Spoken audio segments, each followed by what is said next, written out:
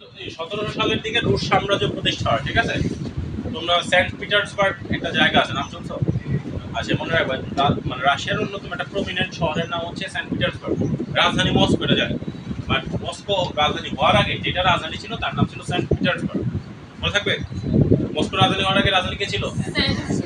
Petersburg. কারণ Peter যে ছিল, পিটারই ছিল ওদের প্রথম সম্রাট। এগুলা সেটা আছে। আচ্ছা, আমাদের যেটা ইম্পর্টেন্ট, আমাদের জন্য ইম্পর্টেন্ট প্রথম সম্রাট আর লাস্ট সম্রাট। শেষ সম্রাটের নাম ছিল জার দ্বিতীয় নিকোলাস। সবাই লেখো। জার দ্বিতীয় নিকোলাস কি ছিল? সর্বশেষ সম্রাট। এখন এই জার শব্দের অর্থ কি? জার হচ্ছে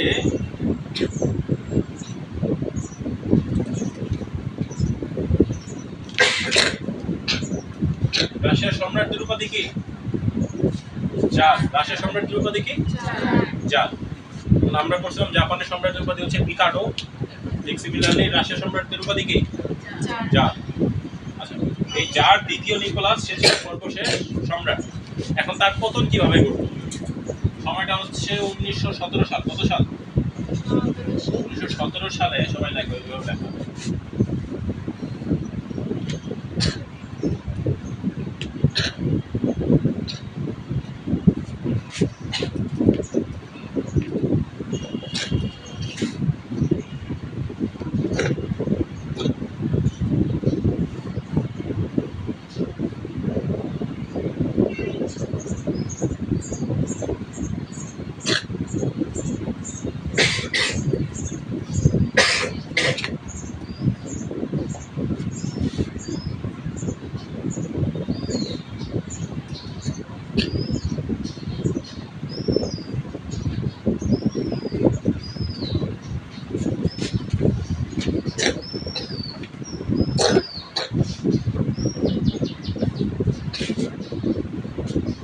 কয়েকটা ইম্পর্টেন্ট তথ্য হচ্ছে কত সালে?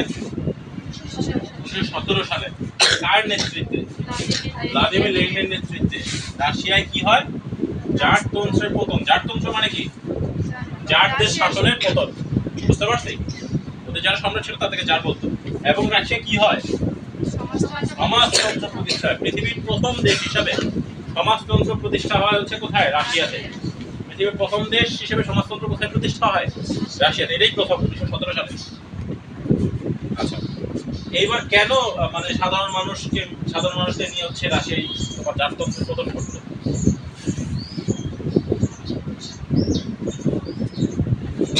আচ্ছা, রাশিয়ার তখন অর্থনৈতিক অবস্থা খুবই খারাপ। কারণ কয়েকদিন আগে রাশিয়া হচ্ছে জাপানের সাথে যুদ্ধে হারছে।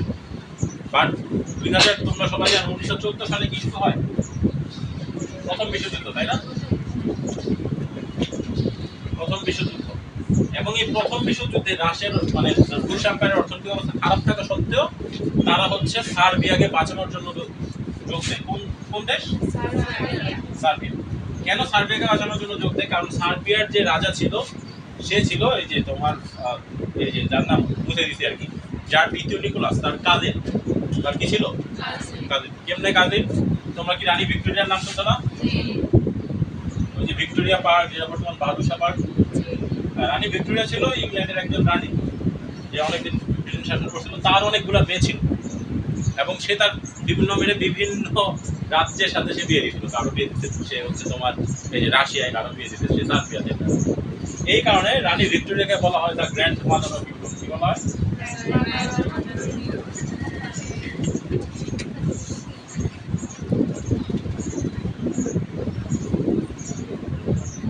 The grand mother of Europe কারে বলা হয়? রানী ভিক্টোরিয়াকে।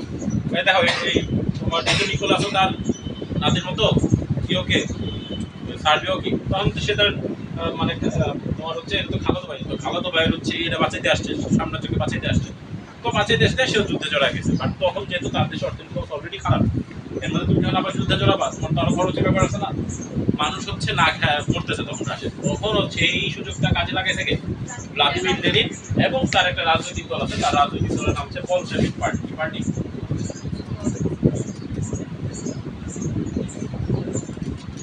তারাও তোমার হচ্ছে 1917 সালে এই জারদের এগেইনস্টে তারা কি করে, তোমার বিপ্লব করে জারদেরকে নামায় ফেলল। আচ্ছা, তারপর কি হলো, জারদেরকে নামায় ফেলল 17 সালে যখন জারদেরকে নামায় ফেললো তখন হচ্ছে রাশিয়াতে যে বিপ্লবটা সংগঠিত হলো আমরা তাকেই রুশ বিপ্লব বলি। কি বলি? আর রুশ বিপ্লবের বেশ কয়েকটা নাম আছে, তাকে তো আমরা রুশ বিপ্লব বলি। তাকে বলা হয় অক্টোবর বিপ্লব। কেন অক্টোবর বিপ্লব বলে বলো তো? মানে এটা অক্টোবর মাসে হয়েছে। একে বলা হয় বলশেভিক বিপ্লব। কেন একে বলশেভিক বিপ্লব কেন বলা হচ্ছে? কারণ যে রাজনৈতিক দল ছিল লেনিনের, তার নাম কি ছিল? যেমন এই যে তোমার বড় বৈষম্য বিরোধী ছাত্র আন্দোলন, ফার্স্ট নর্মাল আন্দোলন ছিল, তারপর কি করলো, সরকার নামাই দিল। তো এটাকে এই কারণে হচ্ছে আন্দোলনটাকে কি বলা হচ্ছে? বৈষম্য বিরোধী ছাত্র জনতার আন্দোলন। খেয়াল করতো বৈষম্য নামটা চলে আসছে, অটো চলে আসছে। ঠিক সিমিলারলি এই জায়গায় যে বলশেভিক বিপ্লব কেন বলতেছে? কারণ মূল নেতৃত্ব কারা ছিল? বলশেভিক পার্টি ছিল। এবং এটাকে আরেকটা নামে ডাকা হয়, একে বলা হয় 10 দিনের বিপ্লব। একে আরেকটা নামে কি ডাকা হয়? কেন 10 দিনের বিপ্লব বলতেছে বলো তো? কারণ কয় দিনের সরকার নামাই দিচ্ছে ওরা? 10 দিনে। মনে থাকবে? তাহলে 4টা নাম, রুশ, 10 দিন, অক্টোবর, বলশেভিক। মনে থাকবে? 4টা। আচ্ছা,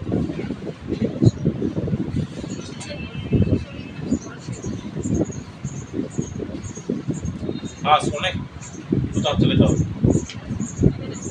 দেখা হয়েছে? তারপর হচ্ছে তোমরা একটু সিটে আসো, সেটা আমি বলতে চাই, টাকা দিন টাকা। সাবেক সোভিয়েত ইউনিয়ন ভেঙে 15টা রাষ্ট্র হয়। কয়টা রাষ্ট্র? আচ্ছা, এখন সোভিয়েত ইউনিয়ন কিভাবে হইলো? তখন যেটা রুশ এম্পায়ার ছিল, রুশ এম্পায়ার হওয়ার পরে তোমার ভ্লাদিমির লেনিনের নেতৃত্বে আশেপাশে যে সকল অঞ্চল ছিল তারাও কি করে, মানে তারাও তাদের রাজার বিরুদ্ধে, তাদের রাজত্বের বিরুদ্ধে মানে বিদ্রোহ ঘোষণা করে। তারাও কি করে, যে সোভিয়েত ইউনিয়ন সেখানে যোগ দেওয়া শুরু করে। এবং সোভিয়েত ইউনিয়নে কি করে, আশেপাশের অঞ্চলগুলো দখল করা শুরু করে। মানে দখল বলতে হচ্ছে ওই যে সমাজতন্ত্রী চাপাই দিয়ে মোটামুটি অঞ্চল পুরোটা দখল করে তারা একটা বিশাল বড় একটা রাষ্ট্র প্রতিষ্ঠা করে, যার নাম তারা দেয় সোভিয়েত ইউনিয়ন। তো ফার্স্টে একটা রুশ এম্পায়ার ছিল, তারপর আশেপাশের অন্যান্য অঞ্চল কি করা শুরু করে, আস্তে আস্তে দখল করা শুরু করে। ইনফ্যাক্ট তোমরা এটা জানো কিনা জানি না, মানে লেকচার 2 পড়ার কথা, যে সোভিয়েত ইউনিয়ন কিন্তু আফগানিস্তানেও আক্রমণ করছিল। ঠিক আছে? এই আল কায়দা কিভাবে আসছে? আল কায়দা কিন্তু আসছিল সোভিয়েত ইউনিয়নকে প্রতিহত করার জন্য। তারপরে আল কায়দা ফার্স্ট অস্ত্র কই পাইলো, ইউএসএ সোভিয়েত ইউনিয়নকে প্রতিহত করার জন্য ইউএসএ অস্ত্র দিয়েছিল। তারপর হচ্ছে যখন সোভিয়েত ইউনিয়ন চলে গেছে তখন ইউএসএ ঢোকার ট্রাই করছে, পরে যে ইউএসএ এর সাথেও তাদের ঠিক লাগে গেছে। বুঝতে পারছো? এই যে তোমার আল কায়দা, তারপর হচ্ছে যেটাকে বলা যে তালেবান, তালেবান সরকার যেটা, বুঝতে পারছেন? তার জন্য ইতিহাস করতে হবে।